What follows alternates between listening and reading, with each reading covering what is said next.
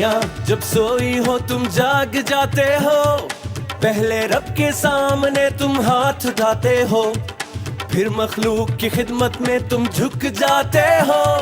दूध की ये नेमत हम तक पहुंचाते हो। तूने जीवन की तस्वीरें रंगों में है ढाली, तेरे दम से है आती हर घर में खुशहाली। खुशहाली हो, खुशहाली, खुशहाली हो,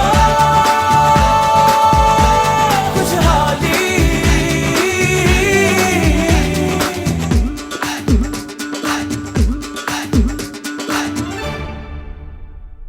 चलते फिरते तेरे मवेशी एक अनमोल खजाना है, हर बीमारी हर तकलीफ से तुमने इन्हें बचाना है।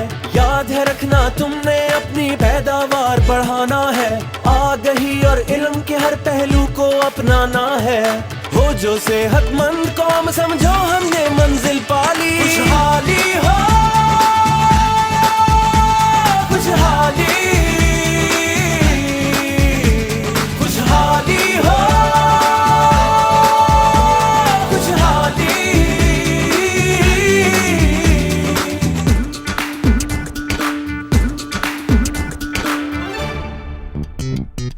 आज से है ये अज़्म हमारा और खुद से भी है पैमान। तंदुरुस्ती और सेहत बनेगी यूं ही हम सबकी पहचान। धरती होगी शान हमारी, हम होंगे धरती का मान। तेरी अपने खुशहाली की राहों में मारी है जान, और तरक्की की ये राहें हम सब ने है अपना ली। खुशहाली हो,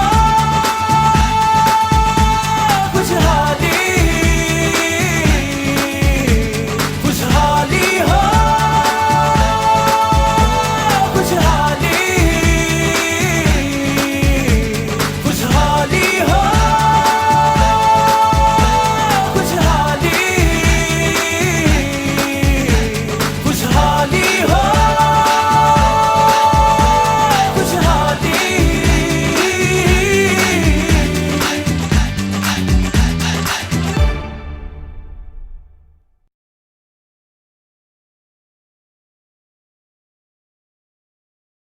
अस्सलाम वालेकुम नाजरीन, डेयरी हब के एक और तरबियती प्रोग्राम बछड़ों की परवरिश के साथ आपकी मेज़बान रूबी अनम और मेरे साथी डॉक्टर नासिर जावेद आपकी खिदमत में मौजूद हैं। नाजरीन, एक अंदाजे के मुताबिक इस वक्त मुल्क में 1.5 करोड़ छोटे जानवर मौजूद हैं। जानवरों में ख़ासकर छोटे जानवरों को सदियों पुराने रवायती तरीक़ों से पाला जा रहा है, जिसकी वजह से इनकी नशोनुमा बेहतर तरीके से नहीं हो रही, जो आगे जाकर दूध और गोश्त की पैदावार को मुतासर करती है। बड़ी प्यारी रूबी आपने बात की है। पाकिस्तान में छोटे बच्चों में 30% से भी ज़्यादा शरह अमवात की वजह से मुल्क दूध और गोश्त के एक बड़े हिस्से से महरूम हो जाता है, और उसकी बुनियादी वजह जदीद डेयरी फार्मिंग से आगाही ना होना और परवरिश का रवायती अंदाज है। जदीद तकाज़ों के मुताबिक बच्चों की परवरिश किस तरह की जाए और इससे एक डेयरी फार्म की आमदनी में क्या इजाफा हो सकता है, इस सिलसिले में गुफ्तगू के लिए हमने अपने स्टूडियो में दावत दी है प्रोफेसर डॉक्टर तलत नसीर पाशा साहब को। डॉक्टर तलत नसीर पाशा साहब university of veterinary and animal sciences के डीन हैं। आइए इनसे गुफ्तगू करते हैं। अस्सलाम वालेकुम डॉक्टर साहब। वालेकुम अस्सलाम। डॉक्टर साहब, सबसे पहले आप हमें बछड़ों की परवरिश के रवायती तरीक़ाकार के बारे में बताएं, क्या ये ठीक है? हमारे मुल्क में अगर हम फार्मिंग की बात करें, डेयरी फार्मिंग की, तो 2 किस्म की डेयरी फार्मिंग हो रही है। एक फार्मिंग तो वो है जो बड़े शहरों के इर्द गिर्द फार्मिंग है, जिसको हम पेरी अर्बन के नाम से कहते हैं, जैसे कराची के इर्द गिर्द है, लाहौर, गुजरांवाला, फैसलाबाद और जितने हमारे बड़े शहर हैं जैसे रावलपिंडी है। और ये दोनों तरीक़ाकार जो हैं ज़रा मुख्तलिफ हैं, और बदकिस्मती से दोनों जो है तरीका फार्मिंग के सिस्टम, जैसे देहातों में और एक पेरी अर्बन जो है, इसमें सबसे जो नेगलेक्टेड चीज़ है फार्म पे वो बछड़े हैं या कटड़े हैं। जो शहरों के इर्द गिर्द फार्मिंग हो रही है उसमें तो जो मेल कटड़े बछड़े हैं उनको पहले दिन से ही वो ज़िबा खाने भेज दिया जाता है, जो एक बहुत ही एक हमारा रिसोर्स है गोश्त के लिए, जिसको हम ज़ाया कर रहे हैं। और जो थोड़ी बहुत तवज्जो दी जाती है शहरों के इर्द गिर्द जो फार्मिंग है उसमें वो जो फीमेल बछड़े या बछड़ियाँ हैं उनके ऊपर तवज्जो दी जाती है, उन्हें दूध पिलाया जाता है। और जो देहातों में फार्मिंग हो रही है उसमें मेल काफ और फीमेल काफ दोनों को पाला जाता है, लेकिन उसकी जो शरह माद जैसे डॉक्टर साहब ने जिक्र किया बहुत ही ज़्यादा है, जो कि एक इंटरनेशनल स्टैंडर्ड है। इनमें शरह माद 5% से ज़्यादा नहीं होनी चाहिए, और उस 5% से तक टारगेट हासिल करने के लिए जो सबसे इम्पॉर्टेंट या सबसे ज़रूरी अमल है वो इसकी निगहदाश्त है। अगर हम निगहदाश्त की बात करें तो हमारा जो फार्मर है वो उसको या तो दूध ज़रूरत से ज़्यादा दे रहा है। देहातों में दूध वो 6-6 माह 7-7 माह तक, जब तक वो कचड़ा या बछड़ा जानवर के साथ है उसको वो दूध के ऊपर रखता है, वो भी गलत है। और अगर हम ये दूसरी फार्मिंग जो बड़े शहरों के इर्द गिर्द है उसमें दूध बहुत कम देता है, वो भी गलत है। तो ये जो हमारा मुरवजा तरीक़ाकार है इसमें बहुत ही बेहतरी की गुंजाइश मौजूद है, और अगर हम इसमें बेहतरी लेके आएंगे तो उसमें ना सिर्फ इन जानवरों में शरह अमवात कम होंगी, बल्कि इसके साथ साथ जैसे डॉक्टर साहब ने फरमाया कि दूध और गोश्त दोनों की पैदावार में मुल्क में हम इजाफा कर सकते हैं। डॉक्टर साहब ये बताइए कि बछड़ों की परवरिश की डेयरी फार्मिंग में क्या अहमियत है? डॉक्टर साहब ये जो बछड़े हैं ये एक हमारा फ्यूचर हर्ड है। मिसाल के तौर पे आज एक जो बछड़ी है वो कल की गाय होगी, और अगर आप बाज़ार में आज एक अच्छी गाय ख़रीदने जाएं तो कम से कम कीमत उसकी 1.5 लाख है और 2.5-3 लाख तक है। लेकिन अगर आप अपने फार्म पे मौजूद अच्छे बछड़े अच्छे तरीके से पालें, या बछड़ी को पालें या कटड़ी को पालें, तो आप उस पर 70-75 हज़ार की लागत से उसको तैयार कर सकते हैं। और इसको आप अपने फार्म के लिए या कारोबार के नुक्ता नज़र से देखें तो एक बहुत ही मुनाफा बख्श ये बिज़नेस है। लेकिन इसमें सबसे अहम बात यह है कि मुरवजा तरीक़ों की बजाय इसे हमें साइंसी बुनियादों पे ये काम करेंगे तो फिर ही इससे हम वो मुनाफा बख्श जो नताइज हैं वो हासिल कर सकते हैं। अच्छा डॉक्टर साहब, हमारे किसान अपने बछड़ों की बेहतर परवरिश किस तरह कर सकते हैं? रूबी, ये बच्चों की जो परवरिश है ये माँ के पेट से ही इस पर तवज्जो देने की ज़रूरी है। ख़ास तौर पे पैदा होने से 2 माह पहले ये ज़रूरी है कि चारे के अलावा अगर 2 किलो वंडा 1 किलो सुबह 1 किलो शाम हम गाय या भैंस को दें तो उसके बछड़े की ग्रोथ के ऊपर बहुत अच्छे असरात होते हैं। और पैदा होने के बाद सबसे अहम चीज़ है बॉली, जिसमें क़ुव्वत मुदाफ़ियत भी है, जिसमें न्यूट्रिएंट्स भी हैं, और वो जितनी जल्दी हम बछड़े को दें वो उसके लिए उसकी उतनी ही ज़रूरत है। और ये हमारे किसानों ने ज़हन में रखा हुआ है कि ज़ेर फेंकने के बाद दें, ये बिल्कुल गलत है। ज़ेर से साथ इसका कोई ताल्लुक़ नहीं है, ये फ़ौरी देनी चाहिए। उसके बाद इन्हें हमें 4 दिन के बाद पानी देना बहुत ज़रूरी है। पानी साफ़ आगे रखना चाहिए, जैसा पानी हम खुद पीना पसंद करें वैसा जानवरों को भी दें। और इसके साथ साथ हमें इन्हें ठोस ग़िज़ा शुरू करनी पड़ेगी 1 हफ़्ते के बाद। ठोस ग़िज़ा देने की बहुत ज़्यादा अहमियत है, और उसमें अगर वैसे तो मार्केट में वो ग़िज़ा बनी बनाई भी मौजूद है, लेकिन ज़िम्मेदार हज़रात के पास मक्की मौजूद है, मक्की उसको दे सकते हैं। लेकिन एहतियात उसमें यह है कि मक्की को उल्ली ना लगी हुई हो, फंगस ना लगी हुई है, साफ़ सुथरी मक्की उसको दिला के हम दे सकते हैं। इसके बाद एक अहम चीज़ है कि इसकी वैक्सीनेशन करनी चाहिए, डिवर्मिंग करनी चाहिए। जो 2 माह की उम्र तक उसकी वैक्सीन गलगोटू की और मुँह खुर की, और उसमें किरमों के ख़िलाफ़ डिवर्मिंग करनी चाहिए। डॉक्टर साहब, अभी आपने ठोस ग़िज़ा की बात की है, तो ये किसान भाइयों को बताइए कि ठोस ग़िज़ा बच्चे को किस उम्र में देनी चाहिए और कितनी मिकदार में होनी चाहिए और इसकी क्या अहमियत है? डॉक्टर साहब, जो ठोस ग़िज़ा की अहमियत ये है कि बुनियादी तौर पे जब हम उसको दूध देते हैं ना, तो बच्चों के इसमें वैसे तो 4 मैदे होते हैं, लेकिन जब हम दूध देते हैं तो एक ही मैदा उसका एक्टिव होता है। हमारी कोशिश ये होनी चाहिए कि जल्दी से जल्दी उसे ठोस ग़िज़ा दें ताकि बाकी मैदे भी उसके एक्टिव हों और वो ज़्यादा खुराक खाए और ज़्यादा उसकी ग्रोथ हो। और उसको एक्टिव करने के लिए कम से कम 1 हफ़्ते के बाद ठोस ग़िज़ा देनी शुरू कर देनी चाहिए। और ठोस ग़िज़ा की ये एक असूल है कि वो ज़ूद हज़म हो। उसमें अगर हम अच्छी क्वालिटी की मक्की, सोयाबीन, मील और उसके साथ कोई विटामिन, मिनरल्स और उसके साथ अगर कैनोला मील ये मिक्स करके अगर हम उसको दें तो जानवर जो है उसको आहिस्ता आहिस्ता खाना शुरू कर देगा।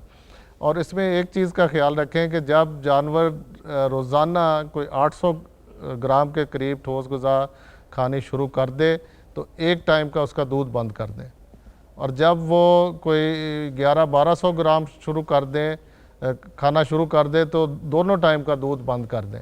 और ये ऐसा जो है वो हमने तजर्बात से देखा है कि 2-2.25 महीने तक आप उसका दूध छुड़ा के ठोस ग़िज़ा के ऊपर ला सकते हैं। और इसके साथ साथ जो सबसे अहम बात है कि इस ठोस ग़िज़ा देने से उसका जो डेली वज़न में इजाफ़ा है वो भी बहुत बेहतर होता है। डॉक्टर साहब, इन सब बातों पे अमल करके हमारे किसान भाइयों को मुआशी तौर पर क्या फ़वाइद हासिल होंगे?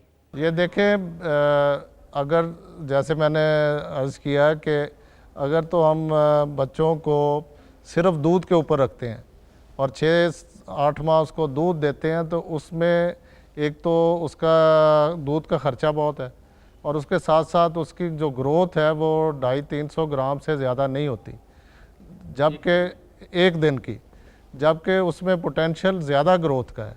और वो वैसे ही हम हासिल कर सकते हैं कि अगर हम उसके 2 माह तक दूध दें और उसी दौरान में जैसे मैंने ठोस ग़िज़ा का ज़िक्र किया वो ग़िज़ा खानी शुरू कर दे 1 किलो 1200 ग्राम से और उसकी वो ग़िज़ा जो है वो बढ़ाते रहें तो आप देखेंगे कि उसके जो ग्रोथ है रोज़ाना वो जो हमारे लोकल जानवर हैं उसमें 600 ग्राम तक रोज़ाना है, जो दोगली नस्ल के हैं उसमें इससे भी ज़्यादा इजाफ़ा है, कोई 700 से 1 किलोग्राम रोज़ाना इजाफ़ा आप ले सकते हैं।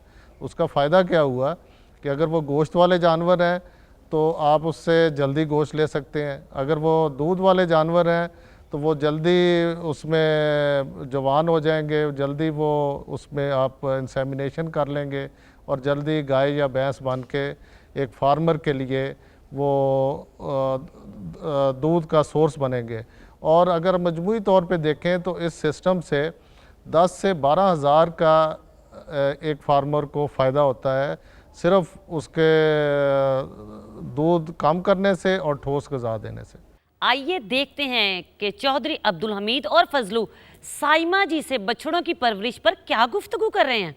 है मुबारक आज का दिन, तू खुशी से कर जगाली, हो खुशहाली हो खुशहाली, हो खुशहाली हो खुशहाली। है मुबारक आज का दिन, तू खुशी से कर जगाली, है खुशहाली है, हो खुशहाली हो खुशहाली हो खुशहाली।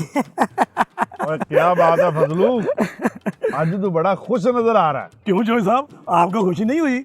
हमारी भैंस ने एक बहुत खूबसूरत और सेहतमंद कट्टी दी है। आज की ये कट्टी कल जवान होकर भैंस बनेगी और दूध देगी, कारोबार तो आपका ही चमकेगा ना।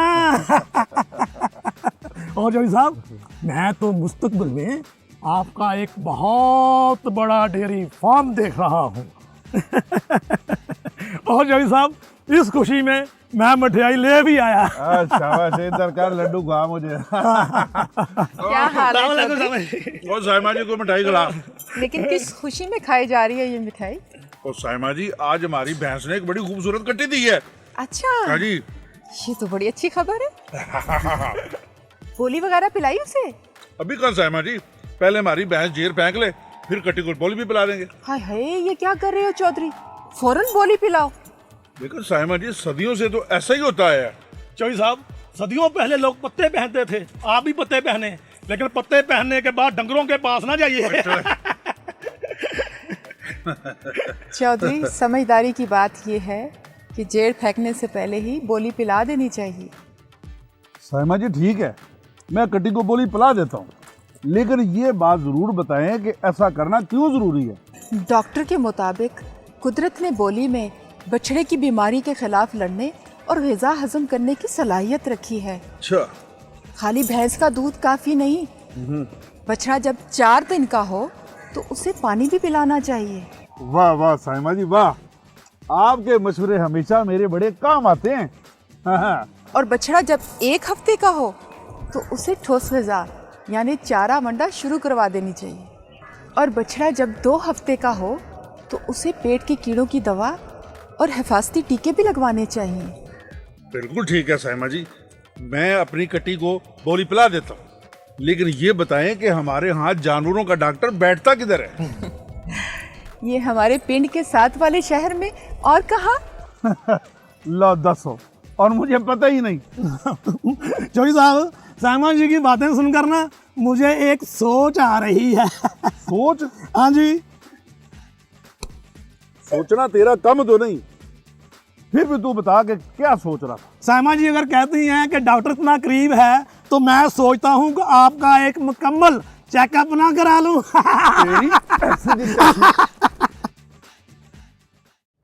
नाजरीन, आपने चौधरी अब्दुल हमीद और फजलू की गुफ्तगू सुनी। डॉक्टर साहब ने हमें बड़े मुफीद मशवरे दिए। आज के इस प्रोग्राम में हमने ये सीखा कि जदीद तरीक़ों से बछड़ों की परवरिश से फार्म की आमदन में कैसे इजाफ़ा हो सकता है।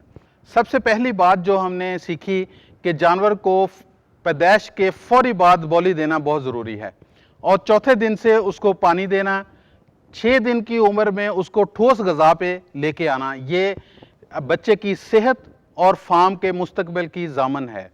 इसके अलावा जब बच्चा 2 हफ्ते का हो जाए तो उसको पेट के कीड़ों की दवा और हिफाजती टीके लगवाना ये भी बहुत ज़रूरी है, क्योंकि बहुत खूबसूरत बात डॉक्टर साहब ने की कि आज की बछड़ी कल की गाय है। अगर हम अपने फार्म का मुस्तकबिल बेहतर करना चाहते हैं तो हमें इन बछड़ों पर तवज्जो देनी चाहिए।